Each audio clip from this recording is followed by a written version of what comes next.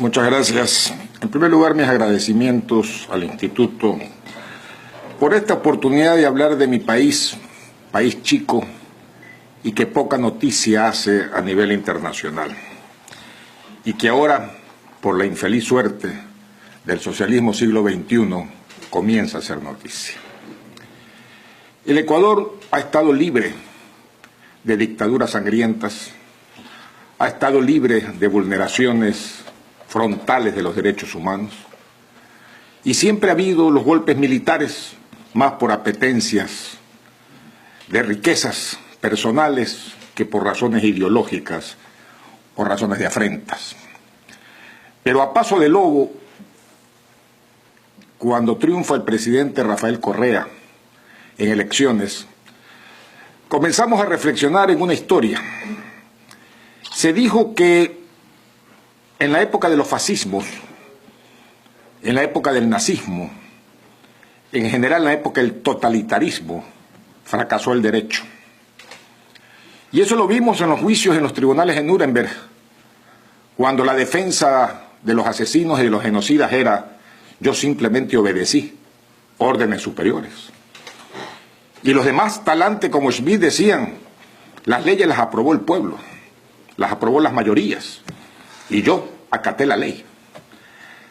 La ley de las camas vacías, que permitió el experimento con todas las patologías de los infantes que nacían para experimentar una mejor raza, fue aprobada en plebiscito, fue aprobada en consulta popular.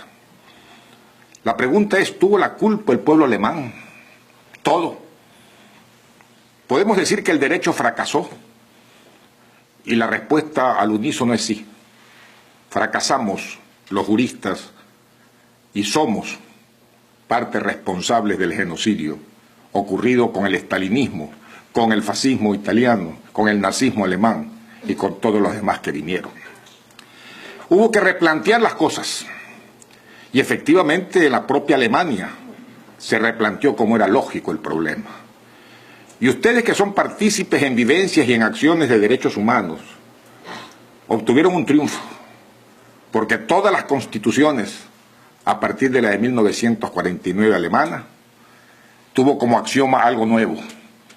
Ya no el vacío formal de la Constitución de Kelsen, sino los derechos fundamentales de los seres humanos.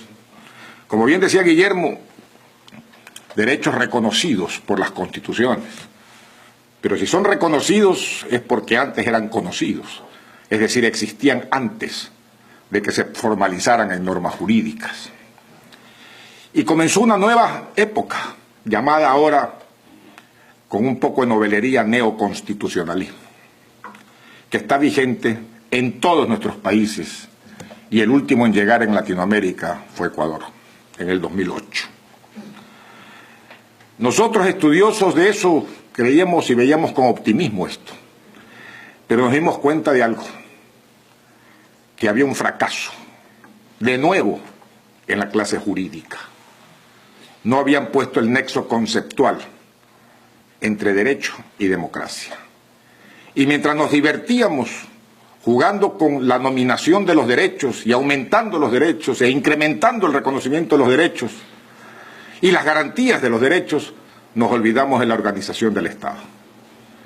Y el socialismo del siglo XXI, partiendo de Dietrich desde México, tuvo la astucia del lobo. La cacería del lobo es silente, es de bajo perfil. Va a la casa de la presa sin que ésta se dé cuenta. Así lo hicieron desde México los socialistas del siglo XXI. Se acercaron a nuestros países con la bandera de los derechos humanos. Y efectivamente, si ustedes leen la Constitución del Ecuador, la Constitución reformada de Argentina en el 94, la Constitución venezolana, la Constitución boliviana, se impresionan de qué garantista de los derechos humanos que son esas constituciones. Claro, pusieron a jugar a los pueblos con los derechos, mientras ellos organizaban el poder. Y la parte orgánica de la Constitución fue la trampa, donde caímos como presa en la manada de los lobos. Ninguno de estos países que he mencionado se salvó. no por falta de perspicacia, yo diría que fue más por la astucia de los lobos del siglo XXI. Ecuador cae ahora, y no voy a relatar, porque más mi objetivo, con el perdón de ustedes el día de hoy, antes de que relatar los lamentos que tenemos en el Ecuador, yo prefiero describir el cómo actúa el siglo XXI en su socialismo. Primero, impregnan y saturan la Constitución de derechos humanos y garantías. Pero ¿quiénes son los garantes? Hay tres garantías. Las normativas a cargo de los congresos o asambleas nacionales o parlamentos. Las institucionales a cargo de las administraciones públicas. Y las sociales y las jurisdiccionales a cargo de los jueces. ¿Qué hace el socialismo del siglo XXI en todos los países? Primero capta las garantías nominales, captando la Asamblea Nacional. Y en el Ecuador ocurrió así. Desde la Asamblea Constituyente, en lo sucesivo, a golpe de destitución de 57 diputados, la primera ocasión, rodeados por la turba del movimiento de Alianza País, partido de gobierno, sacaron a 57, por supuesto, hicieron la mayoría, y captaron las garantías normativas. Posteriormente a eso, las administraciones públicas saturadas con los funcionarios públicos del gobierno hacían caso omiso de las garantías constitucionales.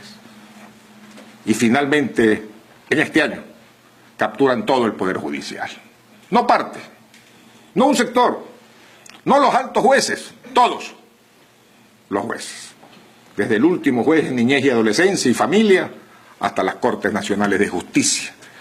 Y finalmente, hace pocos días, de 9 magistrados de la Corte Constitucional, oh sorpresa, en el concurso ganan los 9 elegidos por el presidente de la República.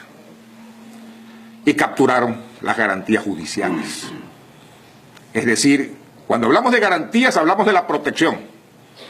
Hablamos del derecho al reclamo, del derecho a la acción, del derecho de proteger nuestros derechos. No tenemos en el Ecuador. Ni una. Ni una. Y cuando digo ni una, lo digo textualmente, literalmente. 5 jueces presos en un año por ir con sentencias y autos contra las órdenes del gobierno, del Ejecutivo. Y siguen presos. El que menos ha sido condenado fue a 7 meses de prisión. Otros esperan de 2 a 5 años por el famoso delito de prevaricato, que se llama en Ecuador, o prevaricación, como se dice en España. Todos los jueces no atemorizados, no señor, reciben en sus despachos diariamente a los delegados del Ministerio de Justicia cuando hay temas que les interesa al Ejecutivo, que deben ser resueltos de una manera u otra. Caso diario El Universo, medio de comunicación, que había que silenciarlo, y ya explicaré el por qué. Simplemente el juez recibió un pendrive con la sentencia. Leyó 50.000 fojas en un día y dictó la sentencia el mismo día. Ese es el poder político, pero no les basta eso a los socialistas del siglo XXI. Más le temen, y le temen mucho, al poder ideológico. Ustedes saben que en la historia el poder ideológico sobre una sociedad antes lo desarrollaban los sacerdotes primero. Luego fueron los científicos. Después fueron los intelectuales, en su época los filósofos. Ahora el poder ideológico de las sociedades, lo saben ellos, lo lleva el pluralismo de los medios de comunicación de masas. Ahí es donde la opinión pública se nutre de las ideas, de la pluralidad de las ideas, de los debates, de las exposiciones, de los sesgos, de las farsas, de las ficciones. Y todos nos llevamos una opinión para poder, ¿qué? Elegir. Para poder, ¿qué? Decidir.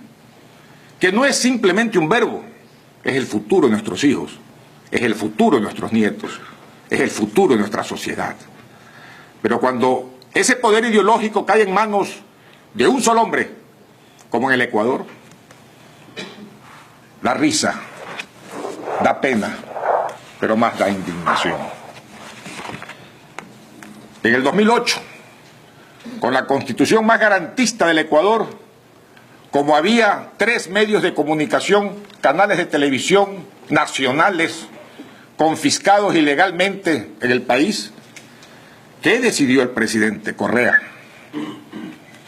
Crear una norma jurídica que la llamó mandato constituyente. No es constitución, no es ley, no es tratado internacional, no es reglamento, no es ordenanza. Inventaron el mandato constituyente, que no existe en ninguna de las categorías normativas desde que alguien inventó la palabra derecho. Pero ese mandato constituyente, ¿para qué lo hizo? Para confiscar y legalizar la confiscación de 3 medios de comunicación nacionales y saturar con la opinión del gobierno nacional toda la opinión pública ecuatoriana. Y lo hizo diciendo que esa resolución, comillas, no es susceptible de acción de amparo constitucional u otra de carácter especial, y si de hecho se hubiera interpuesto, será inmediatamente archivada, sin que se pueda suspender o impedir el cumplimiento de la referida resolución. Los jueces o magistrados que abocaren conocimiento de cualquier clase de acción constitucional relativa a esta resolución y aquellas que se tomen para ejecutarla, implementarla o cumplir la cabalidad, deberán inadmitirlas bajo pena de destitución y sin perjuicio de la responsabilidad penal a la que hubiera lugar. Y se llevaron 3 medios de comunicación, se llevaron 5 radiodifusoras a manos del gobierno nacional. El poder ideológico. Pero tampoco es suficiente eso, porque en los poderes sociales, el poder político, todo lo tomamos en cuenta. Fundamental. El poder ideológico, hay que pedirle mucho atención. En el Ecuador se estudia en las escuelas el socialismo siglo XXI. Los gráficos que estudian nuestros niños son del socialismo siglo XXI. Abdón Calderón ya no es el héroe mítico, ahora es Fidel Castro. Ya los héroes de nuestros niños nos comienzan a invertir la historia, porque no han vivido la época que nosotros hemos vivido. El poder ideológico. Pero falta uno. Por eso, ahora, con el proyecto de ley de comunicación, que se llama en el Ecuador la ley Mordaza, se pretende crear el Consejo Regulador de Contenidos, lo que ha pasado en Argentina, y se acaba de denunciar aquí brillantemente. En Ecuador no pasó. Y por eso vino la reacción con todo, contra todos los medios de comunicación del Ecuador. Primero, Diario El Universo como ejemplo. Luego, Diario El Comercio. Luego, Diario La Hora. Luego, Vistazo. Todos de circulación nacional y de primera. Luego, la ley de desinversión de todo propietario de medio de comunicación prohibido de tener cualquier otro negocio que no sea la información y la comunicación. Pero repito, no suficiente para manejar y saturar una sociedad con el poder total. Ahora en Ecuador, el poder económico. Nada en el sector privado. Y comienza el ataque por el sector más visible, que es el dínamo de la actividad productiva privada, la banca, el crédito. Y se ataca duramente con la desinversión y obligando a los banqueros a no poder tener más. Y que todo aquel que tenga más del 6% del paquete accionario tenía que vender y tuvo que vender todo negocio que tuviese él o su familia, hasta 4º grado de consanguinidad. Y no contentos con eso, hace pocos días crearon el impuesto confiscatorio más grande que tiene la banca y que ha reducido el crédito en el Ecuador, que era la intención del gobierno, por supuesto. Redujo el crédito en cerca del 45% en apenas los 30 días que lleva el proyecto de ley, que todavía encima, que fue promulgado por los alzamanos de la Asamblea Nacional, lo veta el presidente, porque no estaba contento con una transitoria. Pero no solo eso. En ese mismo proyecto, los bancos están obligados a entregar toda la carpeta bancaria de cada ciudadano ecuatoriano. Así tenga $50 en cuenta. Todos los meses tiene que entregarle la historia del registro bancario de ese ciudadano. ¿Qué va a pasar con la seguridad de los ecuatorianos cuando eso caiga en manos de 3.000 funcionarios de la Gestapo ecuatoriana que se llama Servicio de Rentas Internas? No lo sabemos. Pero me recuerdo con pena Colombia, cuando pasó por lo mismo una época y se inventó el secuestro chico, el secuestro express, el secuestro por $50, el secuestro por $500, porque sabían que no tenían en la cuenta $1.000 apenas. Ya está en el Ecuador eso. No me voy a lamentar, pero ¿qué hacer? Es la pregunta. Y yo vengo con una propuesta.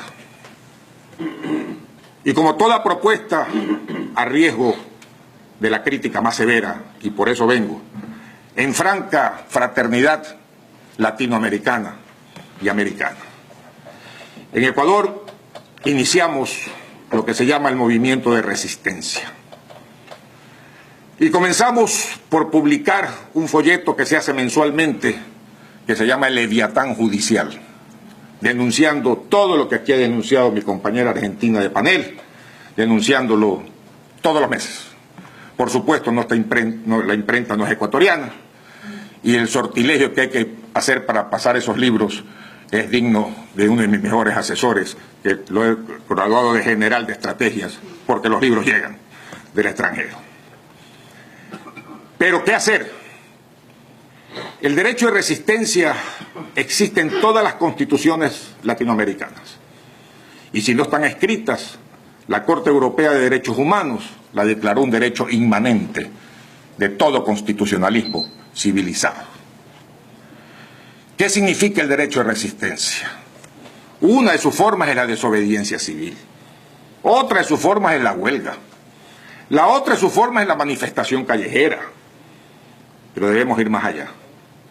Yo propongo al Instituto crear un foro para discutir las acciones que debemos tomar para que sea reconocido judicialmente por la Corte Interamericana de Derechos Humanos, que sea reconocido por la Comisión de Derechos Humanos de las Naciones Unidas el derecho a resistencia con acciones concretas, con presupuestos taxativos, como por ejemplo el no tener ya garantías en un país, como se puede concretamente decir, al menos en el Ecuador en el 100% no hay garantías.